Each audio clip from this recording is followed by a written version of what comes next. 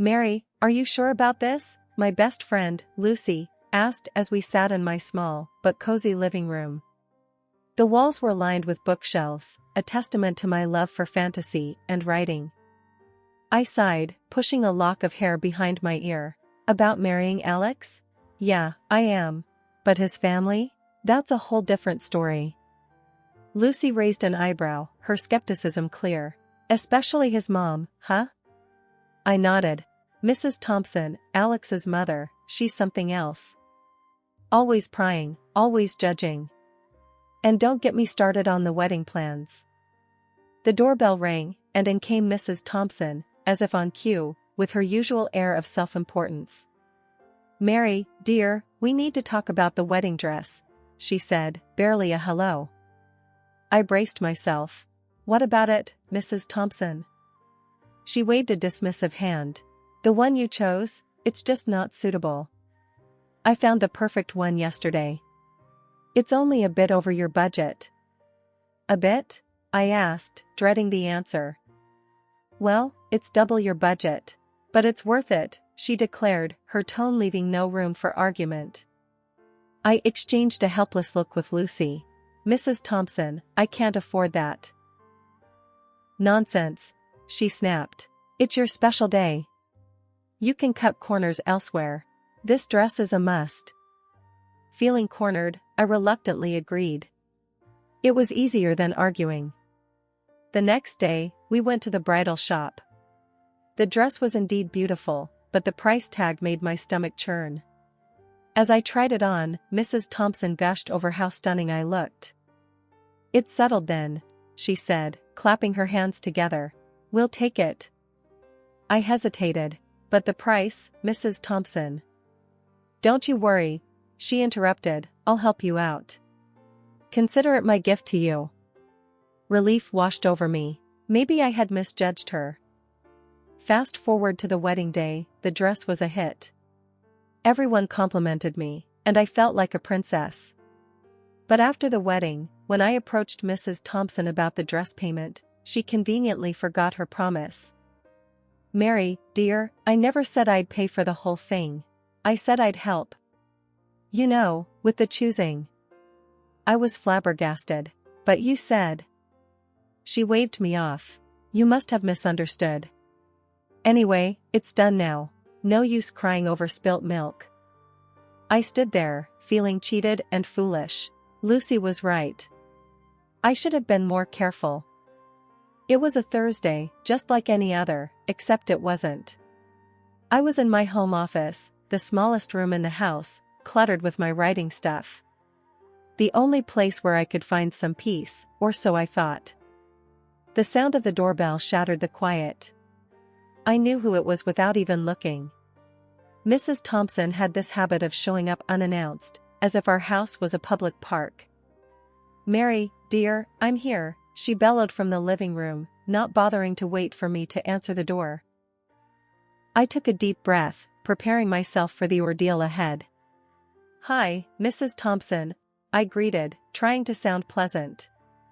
Oh, there you are, hiding in your little room, she said, peering around with a look of disdain. You really should get out more, dear. I forced a smile. I'm actually quite busy with my writing. Writing, schmitting. She waved her hand dismissively. You need to live a little. Now, where's the remote? I want to catch my show. As she plopped onto the sofa, turning on the TV, I couldn't help but feel a surge of irritation. My home was turning into her daytime retreat. Mrs. Thompson, I was hoping to get some work done today, I said, trying to sound firm yet polite. She looked at me, her eyebrows raised. Oh, don't be silly. Your little stories can wait. I need to relax. You know, I save so much on my electricity bill coming here. I was at a loss for words. The audacity was astounding. And to make matters worse, she headed straight for the kitchen next. What's for lunch, Mary? I'm starving, she called out, rummaging through the fridge. I followed her, my frustration growing. Mrs. Thompson, I haven't prepared lunch yet. I was planning to eat later. She shrugged, pulling out ingredients. No problem, I'll make do with whatever you have. You should really stock up better, though. There I was, watching her take over my kitchen, using my groceries. The sense of intrusion was overwhelming. Alex walked in just then, home for lunch. "Mom, what are you doing here?" he asked, surprise evident in his voice. "Just visiting, darling. Mary and I are having a lovely time," she lied smoothly. I glanced at Alex, hoping he'd say something, but he just shrugged and sat down, turning his attention to the TV. It was clear where he stood, or rather, where he chose to sit, firmly on the fence. The sun was setting, casting a warm glow into my small home office. The walls, lined with shelves of fantasy novels and manuscripts, seemed to close in on me as I sat there, typing away. My world of mythical creatures and grand adventures was a sharp contrast to the reality I was living. The door to my sanctuary burst open with a force that made me jump. Mrs. Thompson stormed in, her face twisted in a mix of disgust and irritation. "Mary, what in the world are you still doing cooped up in here? It's like you're married to that damn computer. There's a real world out there, you know," she exclaimed, her voice laced with contempt. I sighed, pausing my typing. "Mrs. Thompson, I'm working. This is my job, my career." She let out a derisive snort. "Job? You call sitting on your behind all day, making up fairy tales, a job? That's the biggest load of rubbish I've ever heard." I tried to keep my voice steady. "Writing is a legitimate profession. I'm a published author. It's not just a hobby." She rolled her eyes dramatically. "Published, schmublished. All this nonsense about dragons and magic wands. It's child's play. Get a real job, contribute something useful to society." Her words were like a barrage of arrows, each one striking its mark. Before I could muster a response, my husband Alex walked in, his expression mirroring his mother's disapproval. "What's the racket about?" he asked, leaning against the doorframe. "Your wife here thinks she's doing the world a favor with her silly stories," Mrs. Thompson said, waving a dismissive hand at my computer. Alex's gaze fell on me, cold and judgmental. "Mary, Mom's right. This isn't a real job. When are you going to stop living in this fantasy world and do something worthwhile?" I felt a knot form in my stomach. "Alex, I am doing something worthwhile. I'm a writer. My books are sold internationally." He let out a cynical laugh. "International? Please, don't make me laugh. How much do you even make from these so-called books?" "It's a joke." I clenched my fists, trying to control the rising tide of anger and frustration. "My writing does contribute. It's not just about the money. It's my passion, my life's work." Alex shook his head, an expression of mock pity on his face. "Passion won't pay the bills, Mary. It's time you grew up and got a proper job, one that pays regularly." The conversation was going in circles, their words cutting deeper each time. I felt like I was being suffocated, my dreams and aspirations trampled under their relentless criticism. "Look, I don't need this," I finally said, standing up. "I don't need to justify my career to anyone." Alex raised an eyebrow. "Oh, so now you're getting defensive? Classic. When you can't face the truth, you just run away." I bit back a sharp retort, knowing it would only fuel their fire. Mrs. Thompson, sensing my defeat, added one last jab. "Think about what we said, Mary. It's for your own good. You can thank us later when you're living in the real world." With that, they left, leaving me alone in my office, surrounded by my books, my work, my world. But their words echoed in the room, each syllable a reminder of how little they understood or respected me. I wondered how much longer I could endure this environment, where my aspirations were nothing but a source of ridicule. The future, once bright with possibilities, now seemed dim and uncertain. It was a typical Saturday morning, the kind that usually promised relaxation and peace. But for me, it heralded the start of the dreaded weekend ritual. The clock had barely struck 10 when I heard the familiar commotion at the front door. It was Susan, Alex's sister, with her 3 kids in tow. "Hey, Mary," Susan called out cheerily as she barged in, the kids already scattering to different corners of the house. "Hope we're not too early." I forced a smile, hiding my dismay. "No, not at all. Good morning, everyone." Susan, oblivious to my discomfort, plopped herself on the sofa. "Phew, what a week. I'm beat. The kids have been driving me up the wall. Thank God for Saturdays, right?" I nodded, a sense of resignation settling in. "Right. Would you like some coffee?" "That'd be great, thanks," she said, already engrossed in her phone. As I made my way to the kitchen, dodging toys and narrowly avoiding a collision with the youngest, I couldn't help but feel like an unpaid nanny and housekeeper. By the time I returned with the coffee, the living room resembled a war zone. Susan looked up, unfazed by the chaos. "Oh, Mary, could you whip up some of your pancakes? The kids are starving." It wasn't a request, it was an expectation.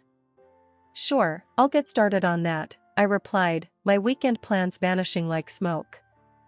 The kitchen became my battleground as I juggled pancakes, coffee, and managing the kids.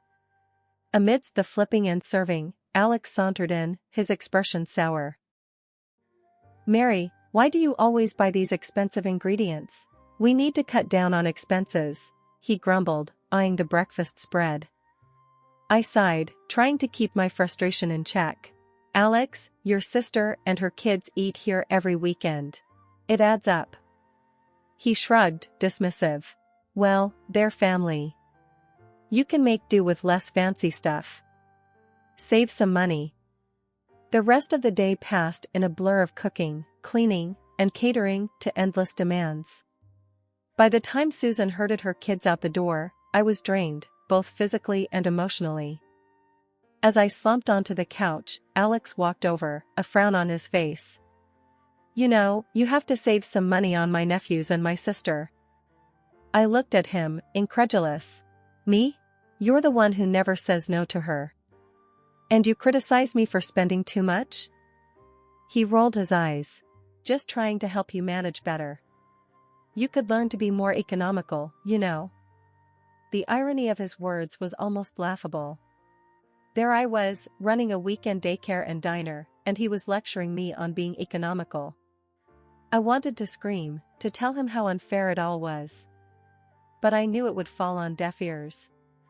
The house was finally quiet, a stark contrast to the usual daytime chaos. It was my time, the only time I could dedicate to my writing without interruptions. The clock ticked past midnight as I settled into my office, the soft glow of the computer screen my only companion. As I lost myself in the world of my creation, the door creaked open. Alex stood there, his face a mix of annoyance and fatigue. "Mary, are you seriously still up? You know how much this will spike our electricity bill?" I exhaled slowly, trying to keep my cool. "It's the only time I have, Alex. You know how hectic it gets during the day." He leaned against the doorframe, his expression hardening. "Hectic? You mean, taking care of your family? That's what you're supposed to do, Mary. And this night owl routine, it's not helping. Think about the bills, for once." I couldn't believe what I was hearing. The bills? Really, Alex? That's your concern right now? Not the fact that I'm sacrificing my sleep, my health, to pursue my career? He rolled his eyes. "Career? You mean this little hobby of yours? Come on, Mary. Be realistic. You need to get your priorities straight." I felt a surge of frustration. This hobby of mine is important to me, Alex. It's my passion, my work. Can't you see that?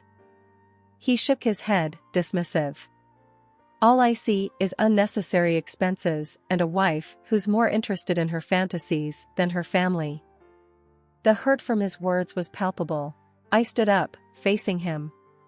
"My writing is part of who I am, Alex.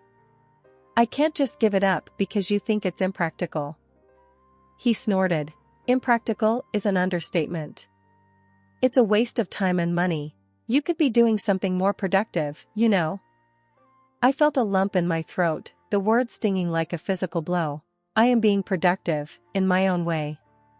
Why can't you understand that? Alex shrugged, a cold, indifferent gesture. Maybe I would, if it actually brought in some real money. Until then, it's just a nuisance. With that, he turned and left, leaving me alone in the dimly lit room. The words on the screen blurred as tears pricked my eyes. I was struggling to keep my dream alive, and the person who was supposed to support me the most just didn't get it. The kitchen was stifling, the air thick with tension. I was stirring the pot when Alex came in, his mother, Mrs. Thompson, trailing behind him like a shadow. The news he dropped was like a bombshell. Susan and her husband are taking off for 2 weeks. They need us to watch the kids, Alex announced, a note of finality in his voice. I froze, spoon in hand. 2 weeks? That's a huge ask, Alex. Mrs. Thompson chimed in immediately, her tone sharp. It's family, Mary. You can't say no to family. I could feel the frustration building up. But my writing, I have deadlines. I can't be a full-time babysitter. Alex scoffed, his voice dripping with sarcasm. You're writing? Come on, Mary. It's not like you're penning the next bestseller. Family comes first. I turned to Mrs. Thompson, seeking some support. Maybe the kids could stay with you? She recoiled as if I'd suggested something outrageous. Me? Look after 3 young ones at my age? Absolutely not. I've done my time raising kids. Desperate, I grasped at another solution. What about hiring a nanny then? Just for those 2 weeks. Both of them looked at me as if I'd grown a second head. A nanny? Mrs. Thompson spat out the word. Why waste money on that when you're already here? Alex nodded in agreement. Exactly. We're not made of money, Mary. You need to be sensible about this. I was incredulous. Sensible? You're asking me to give up 2 weeks of my life, my work, for free, and I'm the one who needs to be sensible? Alex's face hardened. It's not a negotiation, Mary. This is what families do for each other. You're part of this family, or have you forgotten? I felt a surge of anger. No, Alex, I haven't forgotten. But it seems like you've forgotten that I have a life and commitments of my own. Mrs. Thompson snorted. Commitments? To those fanciful scribblings of yours? Don't be so dramatic. It's just 2 weeks of babysitting. Feeling cornered, I raised my voice. It's not just babysitting. It's my time, my career. Why can't either of you understand that? Alex's expression turned cold. Because, Mary, in the real world, people don't get to live in their fantasy land. They make sacrifices. They do what's necessary for family. I was shaking with frustration. And what about what's necessary for me? Don't my dreams and aspirations matter to you at all? He leaned in, his voice a low threat. If you don't do this, Mary, it's over. I'll file for divorce. Is that what you want? I recoiled, his words hitting me like a physical blow. The threat of divorce hung in the air, a brutal ultimatum. The day the kids were supposed to arrive felt like the calm before the storm. I watched from the window as Susan's car pulled up. Out tumbled her 3 little ones, each more energetic than the last. Mrs. Thompson, playing the doting grandmother, welcomed them with open arms. The scene was almost comical, a perfect setup for what I had planned. Mary, darling, could you help with the kids? Mrs. Thompson called out, her voice saccharine sweet. I plastered a smile on my face, hiding my brewing plan. Of course, I'll be right there. As I walked into the living room, the chaos was already unfolding. The kids were running around, and Mrs. Thompson looked like she was barely holding it together. Finally, Mary, I thought you'd never come, she snapped, her kind facade slipping. Alex walked in, his expression a mix of annoyance and relief. Mary, make sure they don't wreck the place. I'm going to be in my office. I nodded, my heart racing with anticipation. Actually, I need to go out for a bit. I'll be back soon. Alex's face twisted into a scowl. Go out? Now? Are you kidding me, Mary? You can't leave us with all this. I shrugged, feigning nonchalance. It's just for a bit, Alex. I need to buy some groceries. You'll manage, won't you? Mrs. Thompson glared at me. You're being completely irresponsible, Mary. This is not the time for your little shopping trips. Ignoring her, I grabbed my purse. I won't be long. Keep an eye on the kids. I couldn't help but let out a laugh as I closed the door behind me. The look on their faces was priceless. I didn't go shopping. Instead, I headed straight to the apartment I had rented days before. I had moved all my belongings there when no one was home. It was my escape, my fresh start. Sitting in my new, empty apartment, I felt a weight lift off my shoulders. The laughter, the sense of freedom was exhilarating. I was finally free from their suffocating grip. I knew Alex would find the divorce papers I left in my office. I imagined his shock, his anger, and I couldn't help but feel a sense of satisfaction. I had taken control of my life again. The phone rang incessantly, messages flooded in. Alex, Mrs. Thompson, even Susan. But I ignored them all. I was done with their drama, their selfishness. That night, I lay in my new bed, the silence a stark contrast to the chaos of my former life. I smiled to myself, thinking about Alex and Mrs. Thompson struggling with the kids. It was their turn to feel overwhelmed, to be pushed to their limits. The aftermath of my departure turned out to be more dramatic than any scene from my books. My phone buzzed constantly with updates from various friends who couldn't resist sharing the chaos unfolding at my former residence. One evening, as I sat in my new apartment, the phone rang with an all-too-familiar number. It was Alex, and from the background noise, I could tell the situation at home was far from under control.